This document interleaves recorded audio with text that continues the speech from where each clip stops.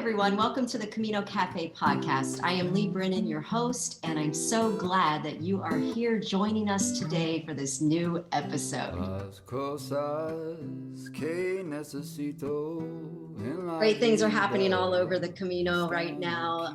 One of the biggest announcements is that Casa Susie reopened, and that is great news. So make sure you book your bed as they are going to be filling up, because I know everyone's so excited that they reopened.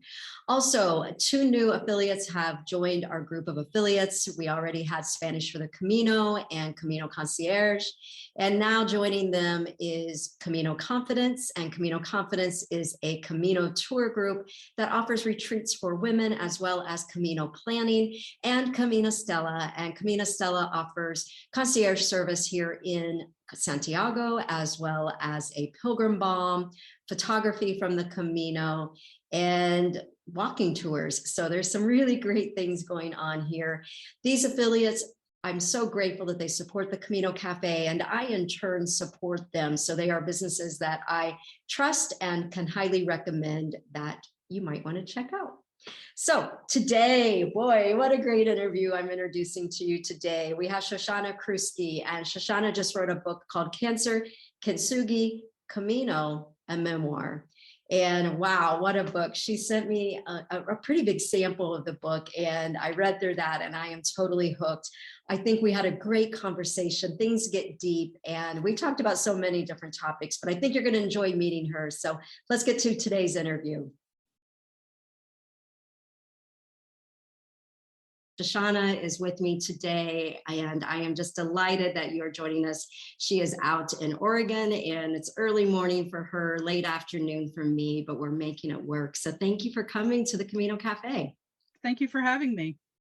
Well, you're welcome. As we were chatting before we started the recording, I have been so intrigued as I've kind of watched the arc of your story writer, the book writing, I think, during COVID. And then when I saw your cover, I was like, I've got to talk to you, because that cover is gorgeous, and the title as well. So could we start with the cover? And yeah, if you can show everyone, it is just stunning. And I knew that you were an artist. And so the very first thing we're going to talk about is, how did you come up with that cover? Mm-hmm.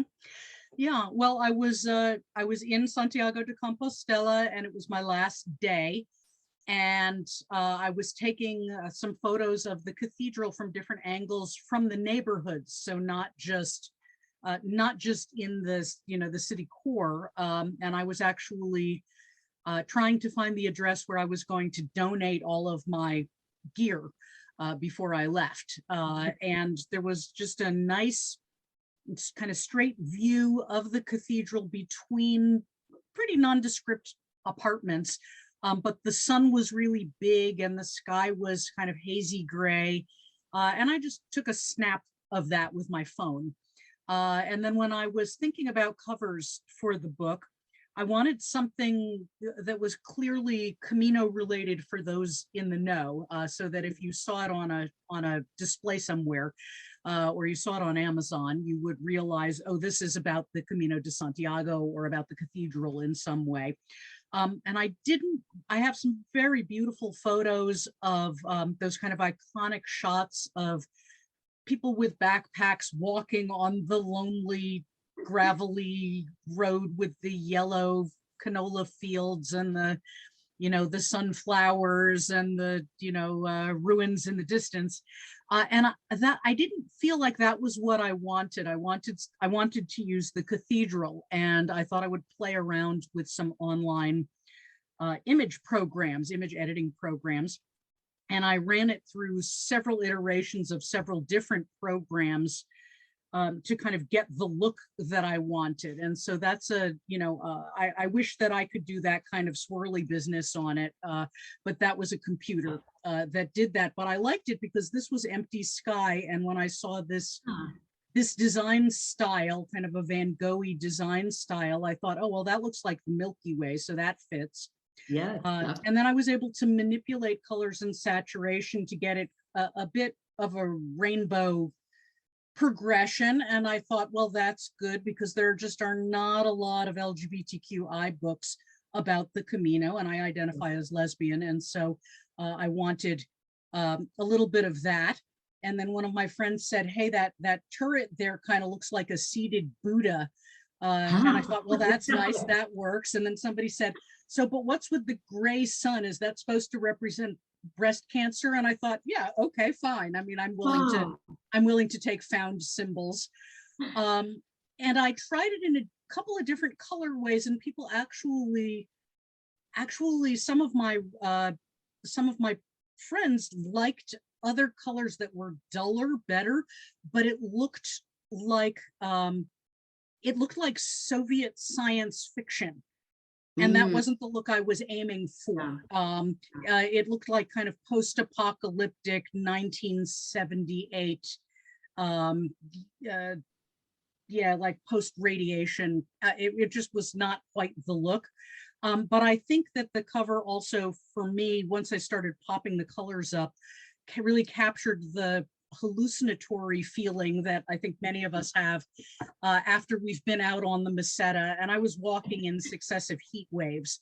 Yes. So it was routinely over 38 Celsius, over 100 Fahrenheit, and just thumping along in pain, not sleeping very well on the plastic mattresses under those circumstances. And I thought, well, the cover should be hallucinatory too, because the content is fragmentary and at times slightly out of my mind. So, I want the cover to be good advertising for what you're going to get. Oh, I love that. And sometimes I think when you're walking through a bookstore, you don't realize all the care and the planning that goes into creating a cover. And I love hearing your story about it. I mean, not only is it beautiful, but now it's very symbolic to me. I love that. Let's talk about the title, also very fascinating. So talk to us about how you decided that this would be your title, because I really love the wording of it. Thank you. Well, the title is Cancer Kintsugi Camino, a memoir, because I wanted it to be clear what it was. I at the time that I started writing it, there were no other titles popping up on WorldCat that looked like that. And now it turns out, since then, someone has published a book called Cancer Kintsugi, but it's cancer focused. Okay. So that's okay. I think our books are different enough. One will know if they got the right book. So kintsugi is the Japanese art of gold joinery. So when you see a bowl and it's got kind of gold tracery on it, that is kintsugi, or I think kintsukuroi. I may be mispronouncing that. But there are a couple different ways to refer to it. But what they all describe is a method of repair of something that has been broken, but with the implication that it is more beautiful and more valuable and more poignant for having been through the process. And so it's kind of opposite to the way that we think about aging, for example, in United States majority culture. And the idea is that things become more meaningful as they age and change. And so that was a concept that I wanted really to hold in terms of my cancer experience, in terms of other shifts that I describe in the memoir. And I had a whole lot of other titles that had many more words in them and were more explanatory. And when it came down to it, I was writing for permission, because if you're going to quote the poet Sappho, her fragments are very short. And so you can't really, in my opinion, you can't quote Sappho without getting permission from the publisher, unless you're going to do it in her form of Greek, because you're quoting too much of the text for it to be fair use. And so I was writing to a university press, and I needed to put a title in. And I thought, well, I need to figure out right this minute what my title is. Okay. And I thought, well, I want it to be a poetic title, in that I want it to have consonants, which is that's the same sound at the beginning of each word. And I want it to scan nicely. And I want it to feel like it could be part of a line of poetry. And it also needs to say what it is, or else I'm going to have to put in an explanatory subheading, and that gets tedious and they get left off. So in a way, I had been thinking about it for several years, and in another way, it was kind of a found object. It just was what came to my mind when I was sitting in a cabin on Whidbey Island in Washington, trying to get as much writing done as I could in a week, and realized I have to have a title if I'm going to ask for permission. Yeah. Well, what really caught my eye about it is, I think, in 3 words, you know right away, Mm-hmm. at least the framework of what this book is going to be about. And Right. in particular, when I was thinking about the brokenness and the repair that Yes. I feel like a lot of pilgrims like myself can identify that we're all broken in some way. And Mm-hmm. whether it be age or some type of challenge that we've gone through with health or relationships, that we do have that growth. And in that brokenness, like the Leonard Cohen, it's where the light Right. gets in. And then, the whole concept of the gold filling in, and, this bowl is, say, if it was a bowl that was broken, it's still very useful. And now maybe it's a little more beautiful with those cracks that have been filled with gold. So Yeah. I thought it was a beautiful way to name your book, and it really speaks a lot. I'm wondering if we go in next to a quote from the book. You were so kind to send me some excerpts. Unfortunately, with my being in Spain, I haven't been able to read the full book, and we kind of scheduled this interview quickly, but I was able to read all the excerpts that you sent to me. So thank you very much. Sure. And first I want to say I love the way your writing style. So maybe we should start there before I do this first quote. But it's very unique, I think, in the genre of Camino books. So when we talk a little bit about the inspiration that you had for writing and the type of your style, because it's not the point to point. There's no, I started to Saint Jean and then tomorrow, I was in Roncesvalles or Zubiri. It doesn't read like that. So can you kind of give those that haven't yet had a chance to read your book, how you would describe your writing style and why you chose that style for your memoir? Sure thing. Thank you. Yeah. I've never been tremendously good at writing prose that gets from point to point. I can write a scientific article quite nicely. I can edit professional writing in that mode. I find it to have great utility, and I also enjoy reading it. So I really like reading people's Camino or cancer narratives, where it goes kind of a storyline, point to point. This happened, and then this happened, and this was the insight I had about it. I think that's really lovely, and I felt no draw to write that because it already exists in so many wonderful forms. Right. And I looked at my journals over many years, and I think the style derives from my journal writing, which is a mix of reportage, kind of more documentary narrative writing, and poetry, and relating fragments to each other, which is certainly something that I do in a lot of the poetry that I write, and not necessarily spelling out the connection from section to section, not necessarily telling the whole story as if I were going to do an autobiography and say, and then I went to this high school. And let me tell you about working on the literary magazine and my friends at this high school. And let me tell you in slightly disguised ways about who I had relationships with at college. And I'm not good at that. That's so interesting because you've written a lot of things academically. I mean, you've been published already, but they have been more academic, which I would imagine are more... It's boring and sturdy, and I taught myself to do it back in the old days when I was an English teacher before I became a psychologist.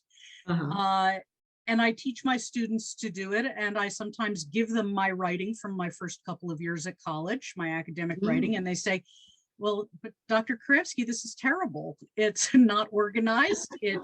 There are no transitions. I can't tell what point you're making. And the answer is yes, I didn't know how to do this kind of social sciences academic writing professional publication writing until I needed to teach it to middle schoolers. And then I learned to do it. So I can do it, but I don't like to. I like to do this. You like to do. And particularly for this topic, when I thought, how do I express this rather than having parallel narratives and without having this be a memoir that suggests that why I went on the Camino was kind of only because I had had cancer. What came before the cancer, which was a big deal. What came before it? What was it like? What came after it? What was the Camino? What came after the Camino? And so I wanted to put them into a broader context. Rather than aiming for seamlessness, I wanted to draw attention to the fact that, you know, I think our life narratives are fragmentary and we pick out pieces and we tell a story. As a psychotherapist, that's the kind of work I do. I am a narrative psychotherapist, which means I'm working with people about their metaphors, largely about examining their unconscious metaphors, their processes, the symbols that they're using, the stories that we all tell ourselves, and then shifting those in a more desirable direction, or at least a direction that tells the story in a different way. And so I thought, well, I want to write my memoir that way, in a way that draws attention to its artifice. At the same time, I went to Brown University and I have a master's degree in short fiction writing from the 1980s. Okay. And at that time, the vibe in fiction writing, at least in that environment, was very postmodern, which suits me. So not using the standard narrative, or at least calling attention to it. But the metaphor, which I talk about in the memoir, was the text is a body, so chop her up, boys. I mean, that's my phrasing of it, but that was what I got over and over again. Yeah. And I would argue with my my advisor and say, don't characters, even in a postmodern story, get to have psychology? Don't they get to have privacy? Don't they get to have aspects of the story that we as the reader don't know? And isn't there some coherence? I don't think you can chop a text up so much that you can't read a story out of it. And I got a lot of blowback on that, and it stopped me from writing for a good long while. So I thought, if I'm going to write my memoir, part of what it's going to be is my response to that, what I've learned over the years of reading and writing and being a therapist. And so it's also explicitly a response to the idea of postmodernism as, for one thing, aggressing against a body of text that's construed as female, and then leaving it there to bleed out and die. That's not my idea of a good story. It's interesting as a thought experiment, but I don't think it's what the best postmodern fiction does. And so I thought, well, maybe I can write a postmodern memoir that also serves as a critique and response to that. Now that is fascinating. Well, from what I've read, I think you hit the bullseye on it. Thank you. I want to read just a little bit of a passage to kind of give folks a little idea of, sure. of some things from your book. So there's a portion that says, "Cancer and the Camino are secret societies. We recognize each other by our symbols and signs. Cancer is a question with no compelling answers. The Camino is answers without knowing all the questions. The body of the land is not fractured, but continuous, always repairing itself and always in decay." I reread this section numerous times. It just really hit me. So I wonder if you could just kind of share what you were thinking about as you were writing this, and kind of take us from there a little bit. Yeah, well, and I think that it's a good example of what I'm talking about. So the piece that you just read is 3 short paragraphs of 1 or 2 sentences each. And so they're being expressed as having a relationship with each other, but they're not necessarily in a kind of a direct narrative relationship with each other. And so in some way, I was thinking there about just variations on the theme and what are thoughts that accrue together And as we were talking about earlier, my writing process is, I'm a qualitative researcher, so I can use the software. Though now that I'm retired, I don't have to. But what I prefer is when I'm looking at an interview or I'm trying to put together a text like this from pieces that I've previously written, or how to interweave quotes. I print it out and I cut it up and I tape pieces together, and I saw that on a post. I didn't understand what was going on there. Now it makes sense. I use highlighters, I use arrows, I pin things to the wall, I walk around and look at it and weep as I try to make sense out of it, which is how I wrote my dissertation as well. So that's a very comfortable writing style for me. And so part of the question in putting this together is which pieces go together, not because they're necessarily telling the same story, but because they're, maybe you could think of it as call and response, so that, the voice in your head says, these two things, Cancer and the Camino, are similar because they're secret societies. You recognize, you see the little pink ribbon on somebody's backpack. You see the shell. And you wonder, you see the yellow arrow on somebody's socks and you think, is that a Camino sock? Did you go on the Camino? And so we're looking and we know each other and we're sensitized to that. And then I think that leads to, well, so are we looking for answers or are we looking for questions? And how good are we at knowing that sometimes we don't have satisfactory answers and we don't even have all the questions? And then that makes me think about things being incomplete or broken or changed or repaired. And so as I'm walking along the Camino, I'm stopping and scribbling in my tiny little notebook, which my friend Laura, who I walked with for a few days, referred to as my fetal moleskine notebook, because it's just tiny. And I actually have an embryonic one as well, but it's too small for journal writing. And so then I'm stopping by the side of the way and writing things like, the body of the land is not fractured but continuous, and people are stopping and saying, middle-aged lady, are you okay? Do you need some water? It's like, no, it's fine. I'm writing. Just journaling. That's right. Yeah. And so then after that piece that you quoted, there's a haiku, and haiku and other poetic pieces kind of punctuate this. And the one that follows that says, conversations in the present indicative, the way is just now. And so that does two things. One, for me, is that's a reminder that you can get caught up, I can get caught up in philosophizing and making patterns, and that one returns to the present moment, to your body, to the environment you're in, to your breath. And maybe that's what matters more than questions and answers.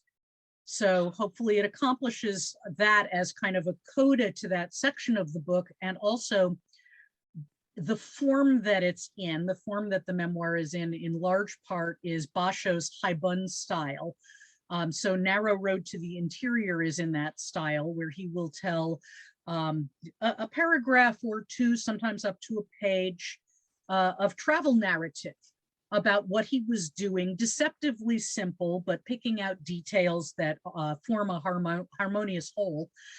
And then those are either ended with or interleaved with haiku that typically are, even if they're about the thing that he's writing about in that paragraph, you don't say, and here's a haiku that I wrote that was about this section of the Camino or this experience of going to a retreat center.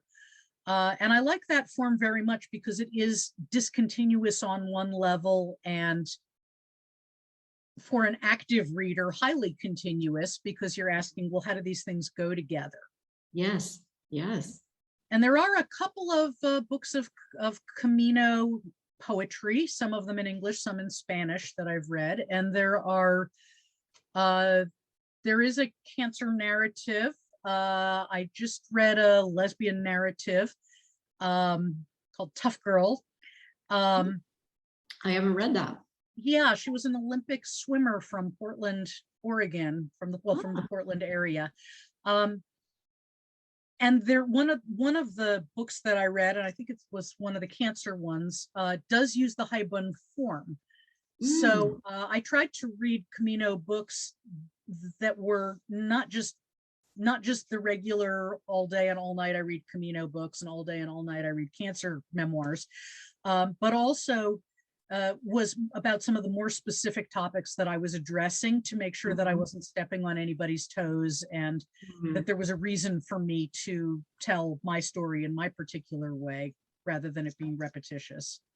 Yeah, I really liked it because I felt like it gives the reader a little more work to do. We're not just spoon fed everything, we got to kind of dig in there and kind of think as I was reading, and like how is this drawing together. So I really enjoyed that. And I knew that you wrote poetry and haikus, and I'll go back and mention that you're actually the cover of your book, and when folks look it up, if they're not watching the video right now, if they're listening on the podcast, just know that you can buy artwork on your Redbubble account. So that was really lovely to see, and also some of your haikus. So I'm curious on your Camino haikus. Do you write them in the strips of paper? And then, like, what's your method on your haiku writing? Usually I scribble them while I'm driving, pretending that I'm not doing something that I shouldn't be doing while I'm driving. Love the honesty. I try to think about them and play with them in my head if I'm not somewhere where I have paper and a pen, or can't narrate because I don't already have the phone set up for navigation. And I do try to keep my eyes on the road and my hands on the wheel. Every once in a while, I'm compelled to pull over and write something.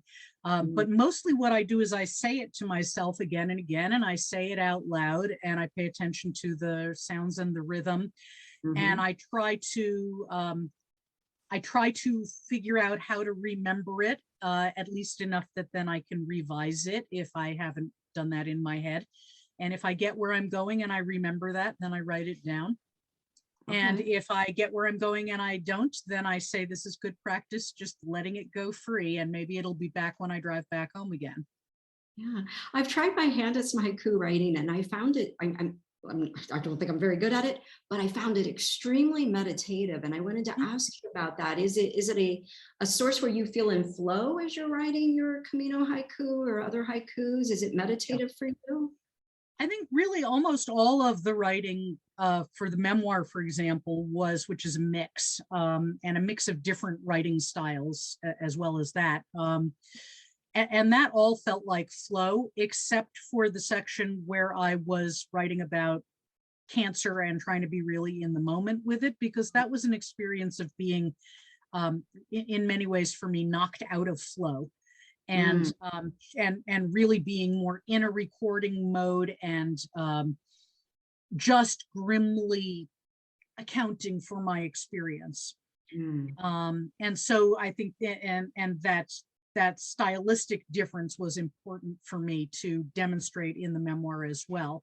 But I've written a lot of sonnets over time, and that's a very fixed poetic form.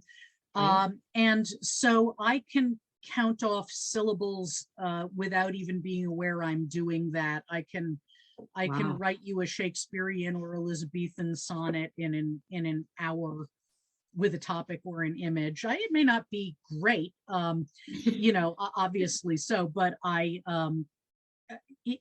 think that way. I think in iambic pentameter, and so the haiku makes me break that up and think in a different way, which I'm very appreciative of. And I would say it's more meditative than working in a form, though not necessarily more meditative than walking ba-bum, ba-bum, ba-bum, ba-bum, ba-bum, ba-dum, ba-dum, ba-dum, ba-dum, ba-da, which is iambic pentameter, the sonnet form. Okay. Wow. Okay. Well, I love being able to talk about all this writing, but I'm sure some listeners and viewers are probably wanting us to get to the Camino parts. Yeah. In reading one of the excerpts, you mentioned that a friend of yours had mentioned the Camino to you. You had not heard of it before this mention. Mhm. And then I believe you mentioned a little bit later that it was maybe another 4 or so years before you then got the permission health-wise to be allowed to walk. So could you kind of walk us through, you had your cancer diagnosis, you're going through your treatments, and then this Mhm. discussion happens. So help us understand. I don't want to give away, your whole story because Yeah. obviously that's in your book, but, give us a little more detail of what you'd like to share. Yeah, I mean, I really found out about the Camino in one of those incidental ways. One of my colleagues said, um, we were talking about vacations, and she had and has young children, and she said, I would really like one of these days to, to walk the way of St. James. Do you know, with my family, just a piece of it? Do you know what that is? And I had kind of a vague idea of it, just probably from a reference in some Rick Steves book, or a book of, hikes for you and your family in Europe. But when she said it, I just thought, well, that would be really, that sounds really interesting.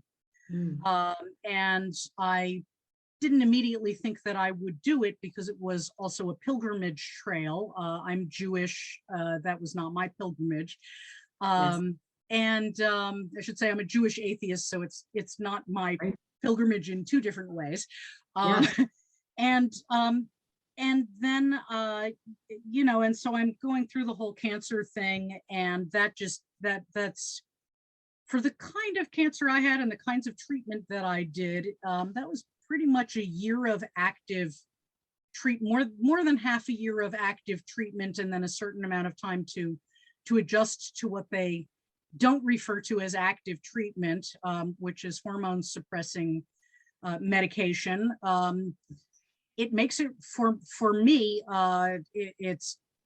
It's hell on my joints. It makes it very hard for me to maintain emotional equilibrium. Mhm. Physical equilibrium. I don't know why it's considered non-active treatment, and that's something that I'm doing for 10 years So after the even cancer. now, Even even now, now, it's every still, morning, every even morning. though you're 10 years out from your original diagnosis. I'm right now I am 7 years out from original diagnosis and 6.5 from starting tamoxifen is the Wow. medication. Um, so I have several more years of that to go, but it affects walking, and it kind of affects my sense of vulnerability in the Oh, world. really? Yeah. How Yeah, so? What do you mean? because everything pisses me off and makes me feel hopeless. And I talk in the memoir about just trying to open a jar and not being able to because of the kind of surgery that I had, and that would make me just burst into frustrated tears. Hmm. So clearly there was a task that needed to be accomplished about not new normal. That's not a phrase that resonates for me, though you hear it a lot about cancer, but uh, what's the new abnormal going to be? How will I be in the world without having successful cancer treatment, or presumptively successful cancer treatment, take myself away from me, take my Hmm. being away from me. And so then as I was trying to get myself back together physically and emotionally, psychologically, um, I became more interested in the question of, well, what do I want to do that I haven't done yet? Because this is always a good, cancer is a great wake up call for mortality. Right. Um, and so there were several things that I wanted to do. I wanted, for example, to go to Antarctica and see more penguins. I wanted to go do a week-long solo silent retreat. So there were activities that I wanted to do, and I started thinking, I actually want to walk this. I want to walk this Camino.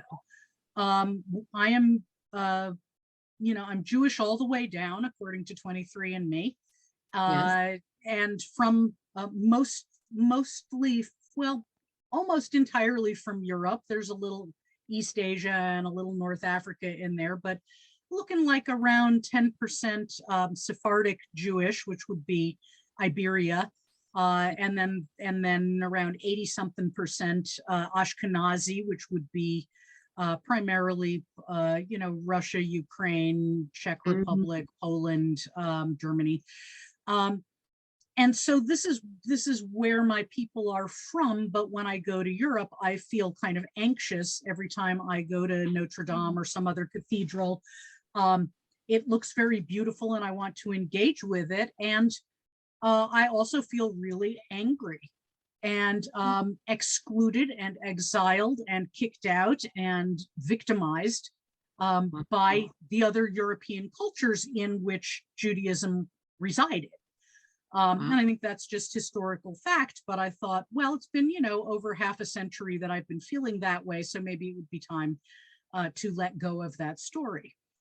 Wow. And so I thought, well, I'll bet the Camino would be really good for just sort of burning that out, including that maybe on the Camino, I'll take some days and I'll do some things that are really not Jewish. I will pray to St. James. I mean, that's just not what you do when you're a Jew. Or I will go into the cathedrals and I will light candles. How did that feel? Tell us about the first time that you did that.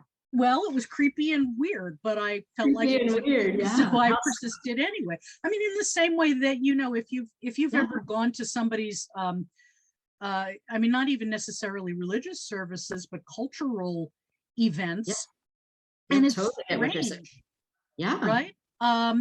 You go to somebody's, you hook up with somebody and you go to their families for Thanksgiving, if your families do Thanksgiving. And you get there and you discover, oh, they don't do Thanksgiving, they do no Thanksgiving. And they only serve, food indigenous to North America. And they talk about that. Or you go and you find that they use margarine instead of butter. Or you go and you find that the turkey has a chestnut stuffing, and that's just weird because you want to sage dressing. And it can really fluster people because it just kind of brings you up against, there are lots of things that I think are reality, and what they are is my bubble of reality. And so I thought that that's really sustained, I took 42 days on the Camino. And so that's a good long time to go into a lot of churches and peer through the windows of a lot of chapels and notice lots of religious statuary. At one point, someone gave me a little cross and I wore it. And that occasioned a tremendous amount of really, what for me was, I thought, very useful and interesting thinking about. So is this like passing? Is it like pretending that you're straight? Is it a pretense of being a Christian, or is it simply not correcting people who have some notion of who I am because there's a tiny little cross on my waist pack? And in fact, I continued to wear it after the Camino until it was time to give it away, which is a story that I tell. And I got so that I felt very positive about, more positive about the intersection of religion and culture and the different religions and the different cultures. And I think got a little taste of what Desmond Tutu talks about when he talks about, acceptance and forgiveness, and that those are not the same thing as letting people off the hook. Yes. So I still hold European cultures accountable for their past and present behavior, and I hold Jewish cultures accountable for their past and present behavior. Palestine being one example of that. But I just felt much. It became more natural for me to kind of move in and out of that, and to be appreciative and not to be pissed off. And so that was helpful in other areas of my life. I'm usually not a very pissed off person, but this is, they could, if tamoxifen needed a name for what it does, I would call it like sore ankles, pissed off medicine. It really has a profound effect on me. I had no idea that it did that. It doesn't for some people, but it's my special metabolism. So all of that I thought was really interesting. And I was already, as a therapist, doing some spiritual interventions with my clients when that was a good match for them and they wanted it. But being really careful about what's called scope of practice, in that I was not a religious practitioner. And being in Oregon, most of the clients I was working with, if they have that religious perspective, were Christian, although that was not my most recent caseloads experience. And I thought, well, but I want to be able to talk about this more, because I had so many conversations on the Camino about how important this is to people. And so I actually did sign up as a reverend, which you don't do as a Jew, with the Universal Life Church Incorporated, so that it would be in my scope of practice as a reverend, even if an internet reverend, to be potentially raising some of these questions with some of my clients, again, where it was appropriate and desirable to them. But that comes from being on the Camino and being with people and listening very intently to what they had to say about what it all meant to them. I love how multi-layered your Camino was, and the amount of awareness that you brought, and the transformation that you're talking about of some of this anger being let go, and the growth that resulted, and how it impacted your personal life as well as your professional life. That's really interesting. I wonder, I'll read another passage in a moment, but I'm wondering right now, how did your family and friends react? Because, you were still in pain, dealing with the aftermath of all of this and the ongoing medication side effects. How did they feel when you made this announcement that, hey, I'm going to head to Saint Jean, I'm going to just walk a few 800 kilometers across northern Spain? What was the reaction? Well, I mean, of course, I'll start with my medical team, who, as you alluded to, required me to be at a certain point in my physical recovery to say, yes, that's an okay idea from a medical perspective. And a lot of that had to do with backpacks, but it also had to do with my joints and my balance. And so I waited until I had the okay from my physical therapist and somebody who was doing certain other kinds of assessment with me. My family is used to me going off on my own. For one thing, I was single for many years, and so that if I wanted to go on vacation, that was one of my options. Right. I had done some solo travel to consult and volunteer and do some other more professional tasks in both Vietnam and Cambodia.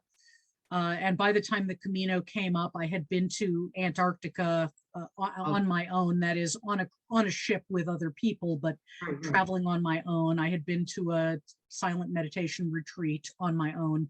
And so they were used to that. The question, I think, was, they had a lot of pragmatic questions. Well, where do you sleep when you're doing something like this? Are you going to be up on some mountain with no cell phone service? What will you do if you need a rescue? Are you going to be entirely surrounded by people who are very religious Catholics? And how will they treat you? Will it be okay for you, as a not particularly in the closet lesbian, to be out in this kind of community? And a couple of people said things like, well, don't get all religious on us, which I found just fascinating. It didn't pursue, though. It gave me a lot to consider. Well, what happens when you have a religious epiphany? And how do people, there's a song that I guess I would consider it jazz. The group is Tuck and Patty, and they sing a song with the lyrics that say, my friends don't treat me not like they used to. Friends don't treat me like they used to, since I laid it down, since I laid my burden down. So, what would that be like? What would it be like? I didn't think I'd have an epiphany. I don't swing that way. But if I did, you want to be a little prepared for that. mostly people were very supportive, even if they didn't get why I was doing it. I did it in summer, so it didn't interfere with teaching. I did need to talk with my therapy clients as they came into my practice about the fact that I was going to take one of my long vacations and, get them all set up. Right. Which has been interesting because then for some of those clients, they've the Camino became part of their metaphor and their symbol system in the therapy, even though I was the one who went rather than them. So that's always kind of interesting to hold the boundary while also, I think if people say, where are you going on vacation? It's good to tell them. That's just me. Other people may differ. Yeah. But my family said, we need you just as is usual when you travel on your own. There needs to be some way for you to check in every day. So we know you're not, like dead and murdered in a ditch somewhere. And I didn't know what the internet scene was like, really. It was before I was in all these Camino communities on Facebook and the Camino Pilgrims Forum and the different organizations. And so I used a program called Polar Steps, which can do some kind of semi-passive tracking, in that if you leave it on and you walk by a bar that has Wi-Fi, it'll ping, like many of the other systems. And so people can see if suddenly, they thought you were going to be in Astorga today and you're in A Coruña, then maybe they need to try and get in touch with you because something may be wrong. Right. But mostly the question was, how will we know you're not dead in a ditch? And where are you going to sleep? And will you be safe enough? And don't be gone for too long because we'll miss you. And that seemed reasonable. Well, you mentioned that some of your friends or family questioned, how will you be treated as a lesbian, and how will you be treated amongst maybe a trail full of Catholics? And right. I wonder now, after walking, how did you feel you were treated during that? And what would you say to them now after walking, or anyone else that would have those concerns? Yeah, I think, well, for one thing, there is an LGBTQ Facebook Camino group, and I would recommend joining that because that's going to be a source of, it's called something like LGBTQ Camino, but I'm not sure, but I imagine if you search for that, you'll find it, or go on any of the other Camino Facebook pages and say, where's the queer Camino group? People will say.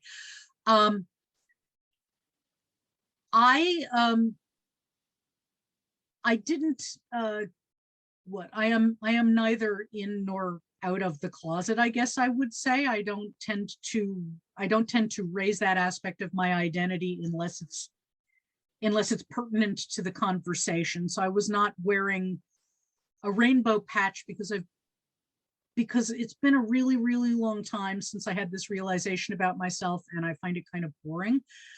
So for me, I didn't feel like I need to necessarily advertise or attract other LGBTQI pilgrims, though I notice what kind of iconography people put on ourselves on the Camino. In the same way that I wasn't wearing a pink ribbon, and so which is the breast cancer symbol. But I noticed a couple of people who were, and sometimes had conversations with them about that. I experienced no issues, but also it wasn't something I was talking about. I don't know how it would be if I were more actively out. I don't know how it would be if I were, I don't know, wearing some big queer t-shirt when I encountered, for example, people who are standing by the side of the road shaking holy water onto people. I don't know what it would mean to them, but I didn't experience anything problematic or negative. I think only talked about having a wife with one person, and that's because we were having an intimate conversation and had known each other for several days, and he had supported me in taking the bus one day when I had some pretty excruciating blisters under my toenail from that descent from Roncesvalles, and just Oh, it's brutal. God, so terrible. And just needed a day to sit with my foot in a tub full of salt water and think lovely thoughts in Burgos. But he's the only person I had that conversation with, because it didn't come up. So I don't know. Yeah, that's why I asked you, because I sometimes, I will say to folks that I feel like sometimes the Camino is kind of like this great equalizer of no titles. I felt like for me, it was one of those few times that I really felt, I was just me, just me. I wasn't a wife, a mom, a this, or that. Right. I was just Lee. I was just a pilgrim. Yeah. Yeah. I had that experience as well, and just felt very much like, I mean, I like people to know me, but there's also something interesting about nobody knowing me. Not in order to be intentionally mysterious, but just to say, whoever I am is who I am while we're sitting together in Leon, and I'm insisting on buying you a cup of coffee because I know you've been staying at the Donativos, and maybe or maybe not can afford a cup of fancy coffee. So, and talking about how is it for you again? How is the way right now? How are you right now? People did a lot of storytelling. I didn't get asked very many questions about myself, and that may be because people perceive me as talkative, and so they figured I'd say if I wanted to say something, or it may just be that people were, a lot of people walk the Camino for curative reasons. I was walking more to try to get my equilibrium back, metaphorically and physically. And so I think people often are very much in their own process, and that was really okay with me. But it just kind of didn't come up. Yeah, well, I was kind of wondering too, well, you're probably such a good listener. I mean, with your background, that I would imagine people probably really enjoyed speaking with you and Hopefully. telling you, right? Hopefully so. I wanted to read just one other short passage, and then invite you to maybe share one of your favorite passages. But in this particular one, you talk about, you're talking about a frog in a new pond, and you say, is all travel pilgrimage? Clearly not. Are all journeys? Does it matter if the destination is sacred or secular, exterior or interior, motionful or still? What about disease? Is disease a journey?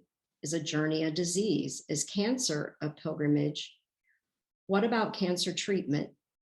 And so on. So I just wonder if you could kind of talk to that, because I think that's always a big debate, isn't it? In our Facebook groups, and what makes a pilgrim, what equals a pilgrimage. And when I read that, that really stood out to me. So I'd like to know more of your thinking on that.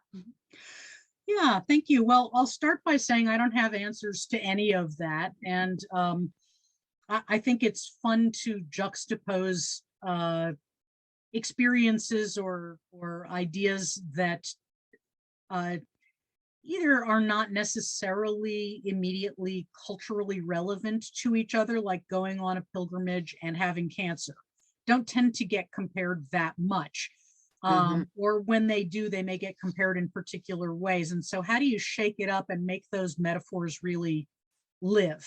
How do you make the analogies come to life so that we're paying attention to them and paying attention to how we're telling the story of our own experience, what we're noticing, what it tells us about ourselves.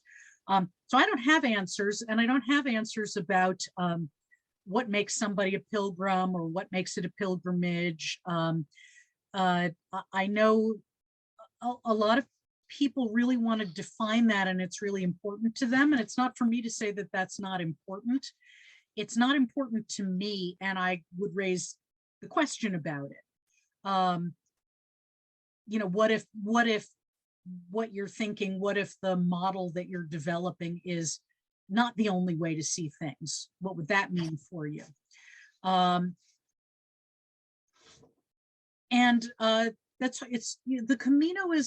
Camino community is like any other group. I mean, I was a feminist in high school, involved in national feminist organizations. And, there were a lot of rules about who was a feminist. Mm. And when I moved to Oregon, there were a different set of rules about who's really a lesbian.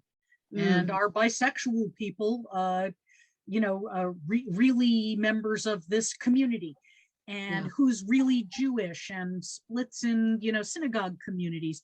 And so I think that's a categorizing thing we do, but I think what we can do is be aware of it. Yeah, I love your question about how would you be if your model were different? I think you said something along those lines. That's beautiful. Yeah, thank you.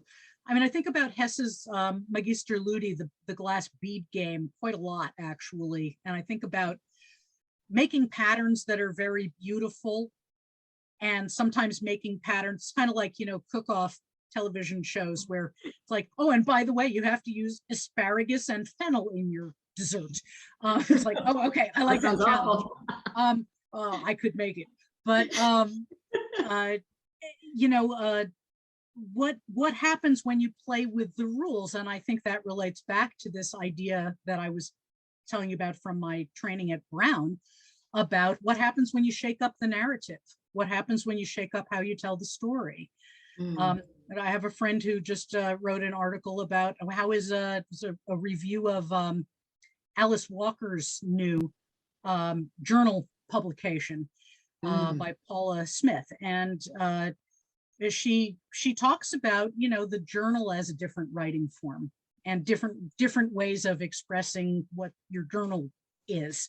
And I just find that fascinating. And so I'm quite interested when people tell me these are kind of my rules for pilgrimage, or this is who's a Torregrino, and this is who's a Bicigrino, and this is who's a real Peregrino. And then I would tend to say, or Peregrina. But how do you get playful so that you don't get all wound up in your story and then feel like you somehow didn't meet your own rules, or you can't express other aspects of yourself? And I think the Camino has the potential to really be a metaphor for tremendous self-liberation and flexibility, but only if you know to ask it for that. Well said. Very well said. All right. Well, I want to give you a chance if you want to share maybe a passage that you particularly love, or. Sure. So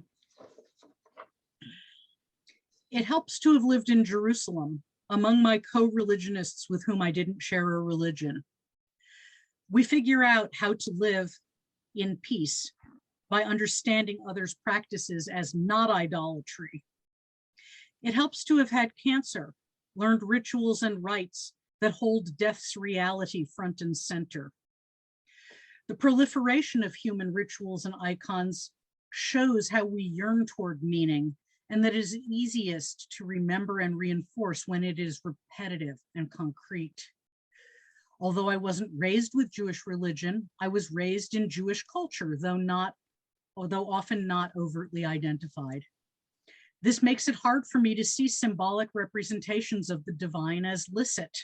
They appear to be avodah zarah, false works. I wrestle with this, she, Jacob, and dogma angel. It is the difference between a thing and its representation, a misinterpretation of metaphor, which is, after all, a means of comparing by highlighting shared characteristics. The symbol is mistaken for the object, as much a failure of the rules of metaphor as is attributing the unlike characteristics from one object to another, a shaky syllogism. I long for trinkets, amulets, and charms. I act as if with and without belief. I surround myself in meaningful air, the austerity of an imageless God. Those last three sentences of that was actually one of the excerpts that you sent to me. Would you just read those last three again? Yeah. Wonderful. I act as if with and without belief. I surround myself in meaningful air, austerity of an imageless God. Wow. Wow. I think that we should end there. Okay. Thank you so much for having me. Thank you for coming. This has just been absolutely fascinating. And I'm just so glad that we had a chance to do this. And I'm so excited for folks to be able to read your full book. I hope to be able to do the same thing soon. And I hear that at some point you're going to be back on the Camino. So that's wonderful. Hopefully I'll get to meet you in person. And, that's always, I guess we'll just say, it seems like we all want to come back. What's driving you to come back? Mhm. I feel like now I did it one way and now I want to do it a different way. And I will say, as a woman walking solo, it feels safer than a lot of things that I do, and so I can focus my attention in a different way. And so I like that about the Camino. I like that it's a safe community and environment for the most part. Certainly more than walking down the street in Portland. And yeah, I want to now I want to do the Camino experience in some different ways. So I'm already planning my third Camino, which is making my family point and laugh. Well, that's great. Well, Shoshana, I have really enjoyed this conversation. Thank you for sharing with us. And I know that folks are going to be inspired by your words. So wonderful. Well, thank you. And I'll close out the interview. Please stay on so you and I can say goodbye. But I just want to say to everyone, thank you for all of your support and for coming to hear these Pilgrim stories, giving us an opportunity to share story, to process our experiences on the Camino. And I hope that if you have not yet walked or are considering walking again, I hope that the stories you hear here give you the courage to, book that ticket and take that first step. So thank you, everyone. Buen Camino. Buen Camino.